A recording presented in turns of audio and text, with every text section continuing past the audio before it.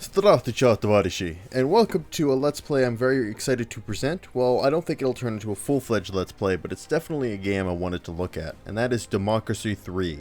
And as many of you may know, especially if you've been here for a long time, you guys know that I'm a political junkie. So when I saw that this new political simulator had come out, I jumped at the opportunity to make it happen. So without further ado, I'd like to just immediately kind of jump into Democracy 3 and kind of tell you what it's about. I've been playing it for a couple hours, and I think I've got a pretty good grasp on it. But if you're confused as to which country we're going to be playing as in Democracy 3, we have Great Britain, France, Germany, the United States, Canada, and Australia. And of course, we are going to be playing as the most glorious and mighty of all countries. That is, of course, my own home nation of Canada.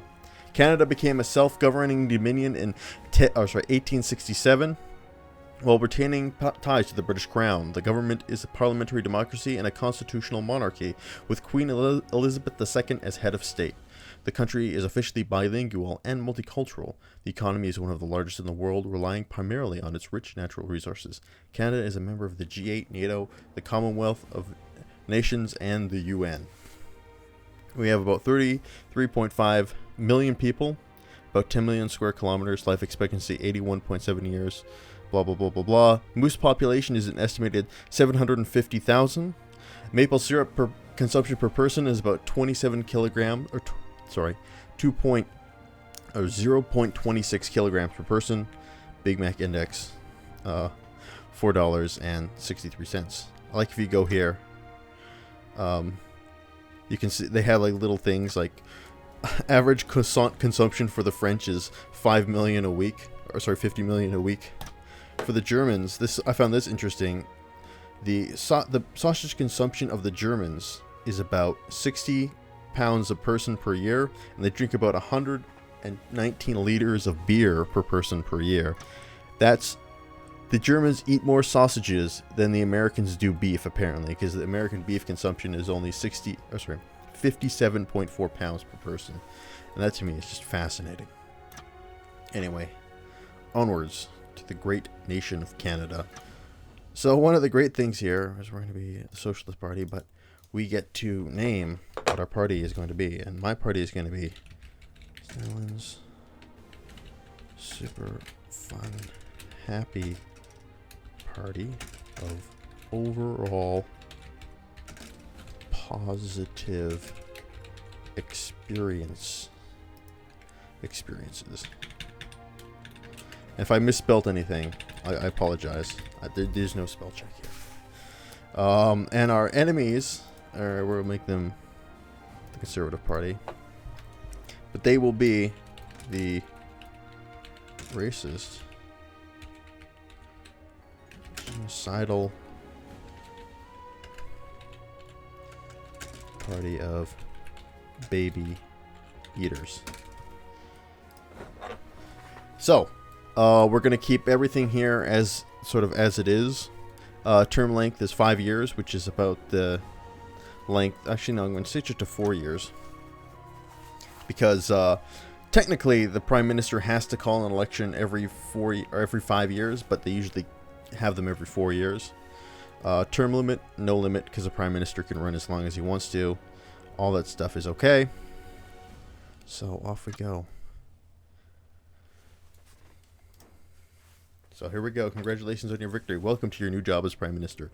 The lives of all 33.5 million citizens are now in your hands.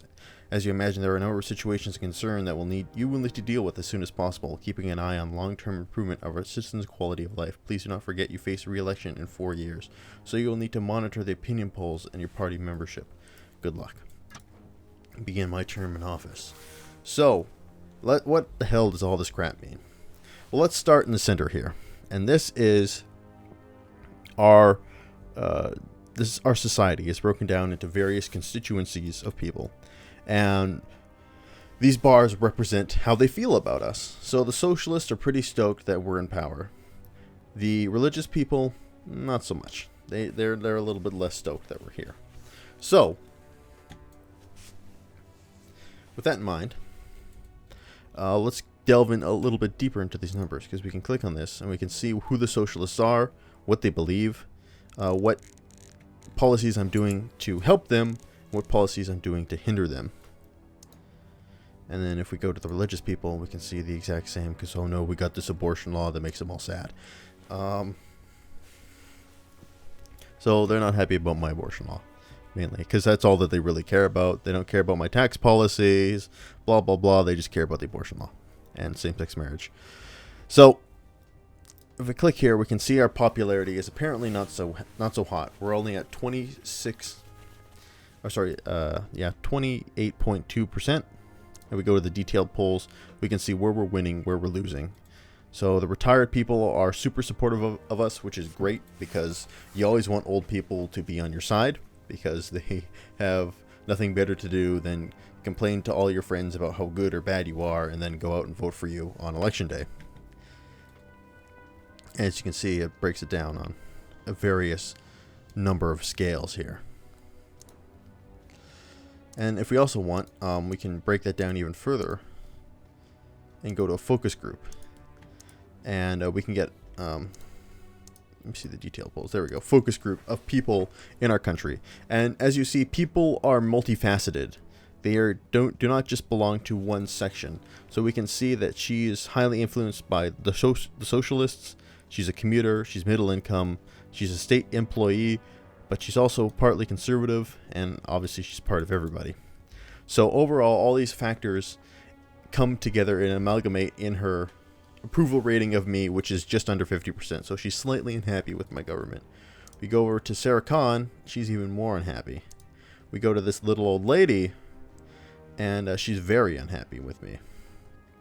And you can see it breaks down as to what their income is. So she's pretty wealthy, but there's only a 1 in 2 chance that she's going to vote in the next election. This guy really doesn't like me. He's moderately opposed, or it's a she. So we finally got someone who's supportive of me. But anyway, we can also see what our policies are, and what they're benefiting, what they're not benefiting, and all that good stuff. So we'll explore these more as time goes on and see how they all these factors interact with each other and give you an overall popularity rating. So let's go look at these little bubbles, shall we? White bubbles are policies that we have and policies that we can implement, and they will have effect on potentially blue bubbles, which are kind of like they're aspects of society. So this is oil supply, and this is our gross domestic product, and so on and so forth. So we go here, that's our education rates. And let's say we wanted to increase science funding. That would have an impact, I think, on our education rates. Or apparently not. We'll have an impact on our education rates. See, there we go. Public libraries, state schools, faith-based school subsidies, blah, blah, blah. So you can just kind of mouse over anything and see how it interconnects with each other and what's interconnected with what, and how you can affect various aspects of society. And these red bubbles, these are bad situations that you want to get rid of because they drag your society down in some way or another. And it's all broken down into various categories, which your ministers generally overlook. So we got transport, foreign policy, welfare, economy, taxes, public services, law and order. And then if we go up to here, we see our political capital. And this is kind of the currency of the game, because you can't implement any policies without the appropriate amount of political capital. And right now, if we go over, we can see that our income is exceeding our expenditures. So we've got a $2.78 billion surplus, which is great. And if we click on this, we can see where our income is coming from. Majority of it is from income taxes. And we can break this down to see sales tax is part of it. There's corporation tax and so on and so forth. We can also see what we're spending money on. Military spending, state schools, school pensions, and so on and so forth. And finally, if we go up here, we can see various policies that we can implement and how they will affect the world. Which policies, and these kind of like, what's cool about these is they affect like a various dynamic swath of different policies. So they're kind of like little bundles, I guess you can say. So with these basic factors, that all kind of amalgamates into the game that is Democracy 3. So in our first quarter as government, I'm going to do an extremely populist move. And that is, I'm going to eliminate the alcohol tax as my first move in government. And to offset that, what should I do to offset that?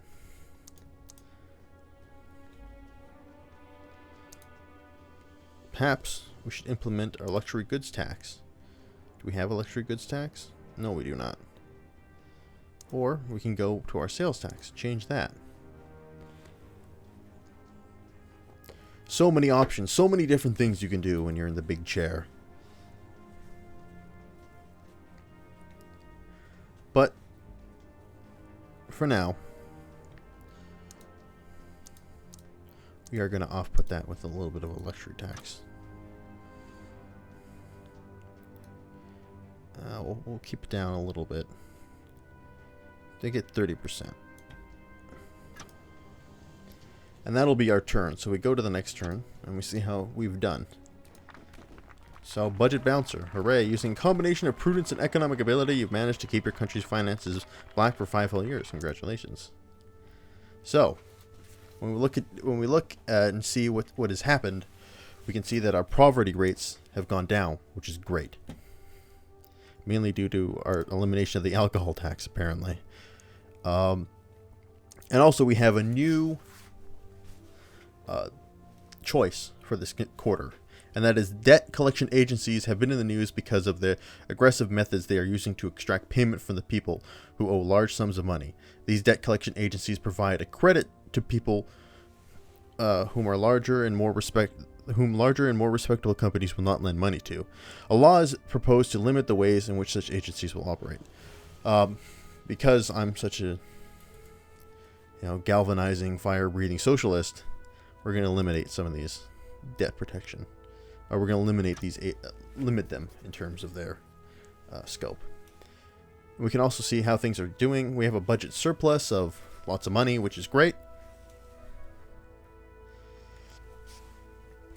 And our polls, things are looking good. In one quarter, we've managed to switch it around. Apparently, people are pretty stoked that they no longer have to pay as much for alcohol, because we've risen our popularity a full 15 points to 42.6%. Maybe they also realized that the opposition party was a racist, genocidal party of baby eaters, and we're the overall party of we're the fun, happy party of overall positive experiences. So I think those kind of optics bode well for us in our next election campaign. So now we've got a whole new turn on our hands. And the question is, what are we going to do?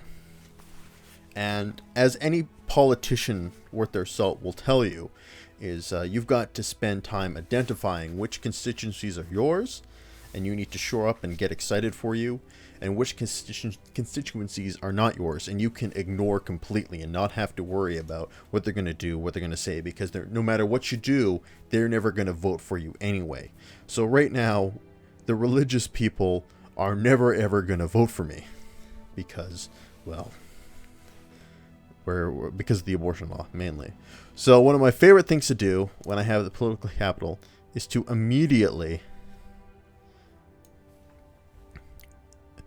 abolish creationism in the school and talk about evolution only. Which took a lot of political capital to do, but that will shore up a base of, that will bring guys like the liberals into my sphere of influence. And that will come at no expense to me, because the religious people aren't going to vote for me anyway. So if you look at our polls, we can break it down and see where we won last time. The socialists are way up in support, and the poor are way up in support. We can see how things have changed there. We go to our GDP. Things have slightly diminished, which is not good.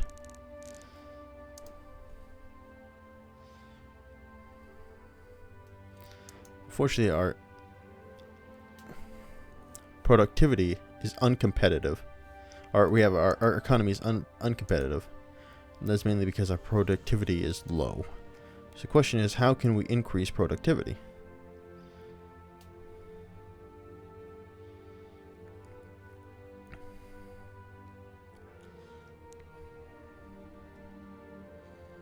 And let's see. Well, that's our general wages. That's not going to help us.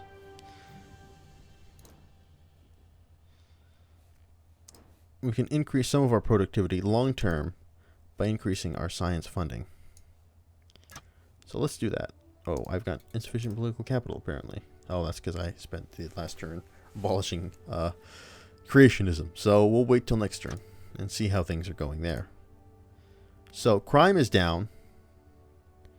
We still have a budget surplus, which is good. And we've increased ourselves in the polls by another 19 points. So we're sitting at 59%, which is pretty friggin' good.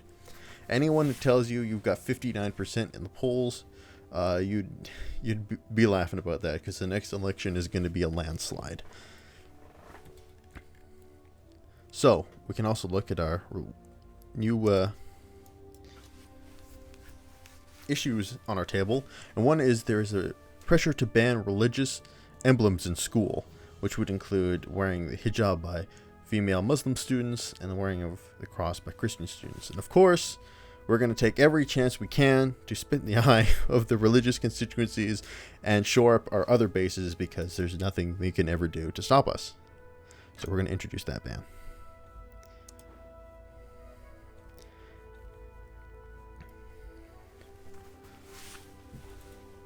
So we're still in pretty good fiscal standing right now. Look at that, our GDP is rising. The environment is down. But that's good. Of course, the religious people are, once again, more upset with me. Wow, we have an asthma epidemic.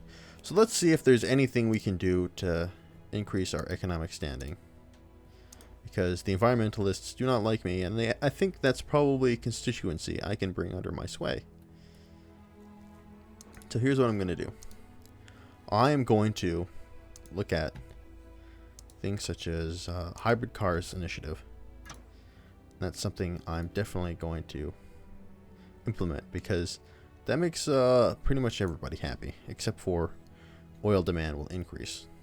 But that will be a good populist move for us. But we should take a second to see what oil demand will affect. That will affect oil price, which will affect lots of things. So, short term, that may be a small blow, but over the long term of things, I think that'll help us out, because that'll do things like reduce pollution, increase the environment, so on and so forth. Question is, what else can I do to help things out? Well, I can spend some time to increase recycling, or I can do some small business grants, which may hurt me with the socialists a little bit, but it'll increase my standing. It'll increase GDP and standing with the capitalists. And capitalists are a pretty powerful faction in this game, so unfortunately I can't ignore them as much as I would like. So we've done a little bit of spending this term, and we'll see if that increases our surplus. Man, I sound like a fucking professor or something. Alright. So, oh no, the religious people are upset with me. We've managed to maintain things in the polls. Economy is doing well. And we're still in a surplus. Slightly less surplus, but we're still making $1 billion a year. Or a quarter. Yeah, that didn't change our standing in the polls whatsoever. It slightly hurt us with the socialist, but that was offset by a mild increase in the capitalist support. And the self-employed. So let's look at some focus groups. So let's see what Matthias Zhang is very unhappy with me, because he's one of those religious nutbars who thinks that it's sad that we banned all those religious symbols and won't talk about creationism in school, even though he's a socialist. But, well, these two kind of bounce each other out. But he's upset about other things like middle income and he's a middle income parent and so on and so forth. This guy doesn't like me because, again, wow, we've got a lot of religious socialists here who are also conservative somehow. Oh, okay. Well, we can see what their major influences are, and the fact that she's wealthy adds to her disapproval. This guy is furiously opposed to me because, well, he's a middle-income capitalist environmentalist, and apparently my policies are not so good for them. Let's see if we can find someone. This guy, he is very loyal to me because he is liberal socialist farmer, and apparently those people are in my universe. We can also see some things like what are unpopular policies and which policies are extremely popular. So you can see something like foreign investor credits are unpopular.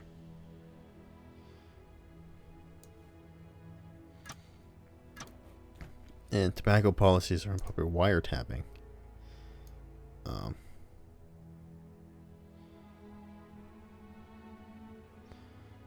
No, we're not going to do any. We're not going to increase wiretapping. Wait, can we cancel the policy of wiretapping entirely? How's that? Science funding. Let us increase science funding. That'll help a lot.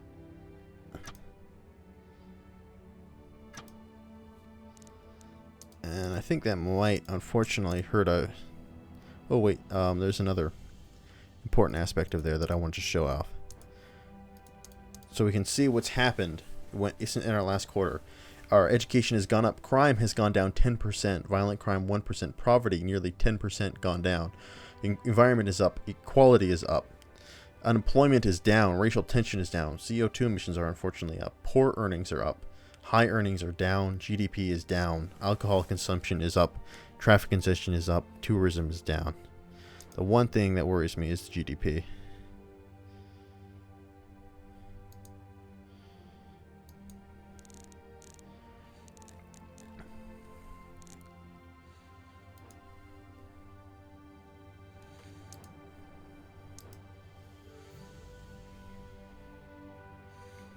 But that's the end of this quarter. Oh no. Oh no! This is not good. Oh, luxury good tax has triggered a brain drain.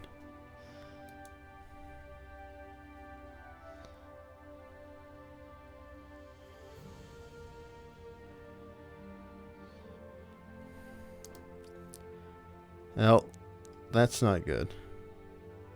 That's increased crime, and we can appoint a UN ambassador. I'm going to go with Mason Johnson because he is not some fire-breathing neoconservative that thinks we should invade everybody. He has a a reputation for solving difficult problems through compromise and understanding.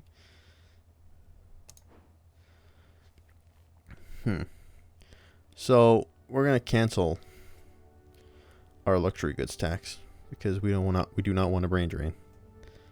That's no good.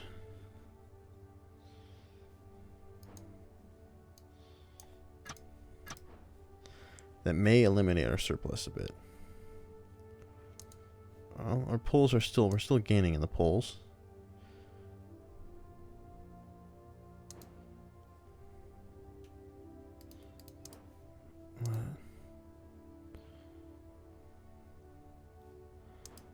GDP is down significantly.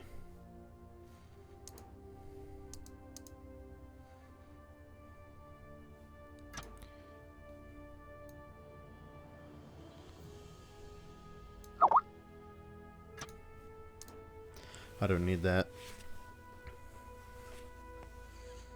Alcohol abuse is apparently a big crime, or a big issue in my neck of the woods. So let's do that and see how that changes things. Now we're running a huge budget deficit, and our credit rating is downgraded.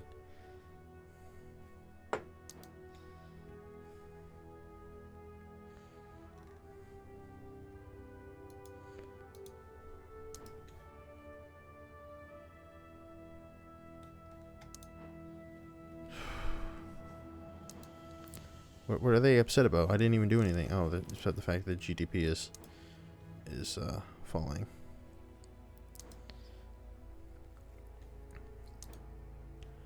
Well,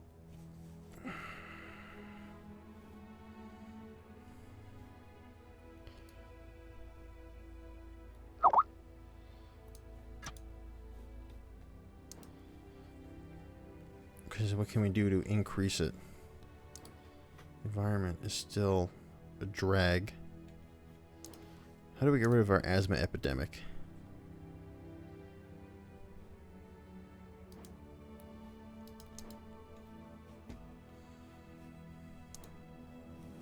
Because this is really bad. This is what we need to get rid of.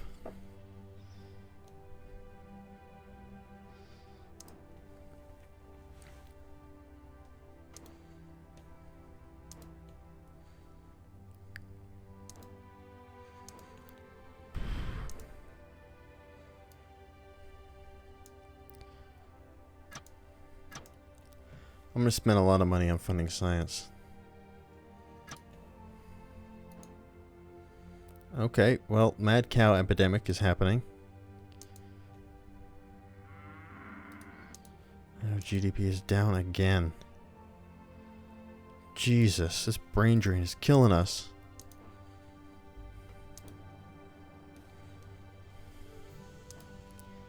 There's nothing we can do until it goes away, really.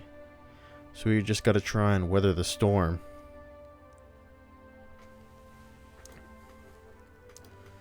And hope that GDP will start to rise again.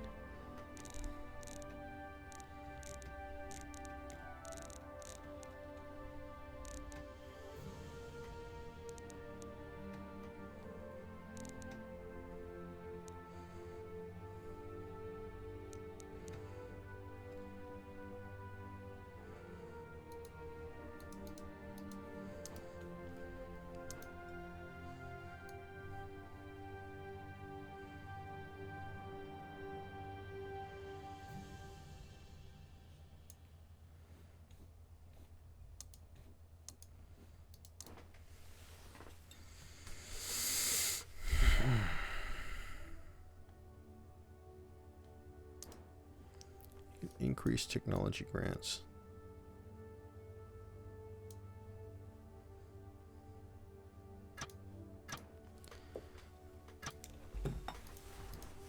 Oh, GDP is up. Our credit is continually being downgraded, though.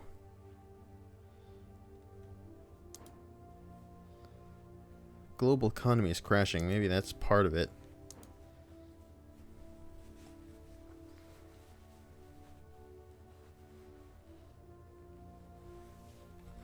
Well, I think we might be able to stop the brain drain next turn. And then we might be able to start paying off some of this deficit. Well, let's cut.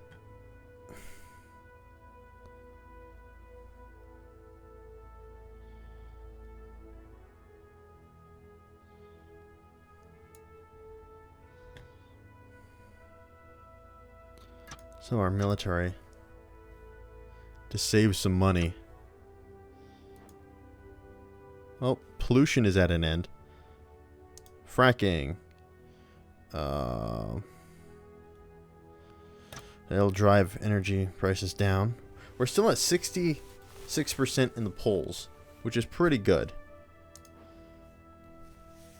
Our deficit is unfortunately on the rise. Well, that will... they're supposed to stop the brain drain. Stop it.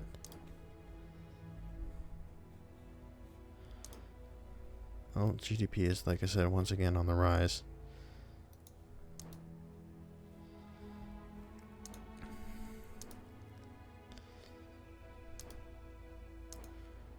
question is, what else can we do to increase taxes?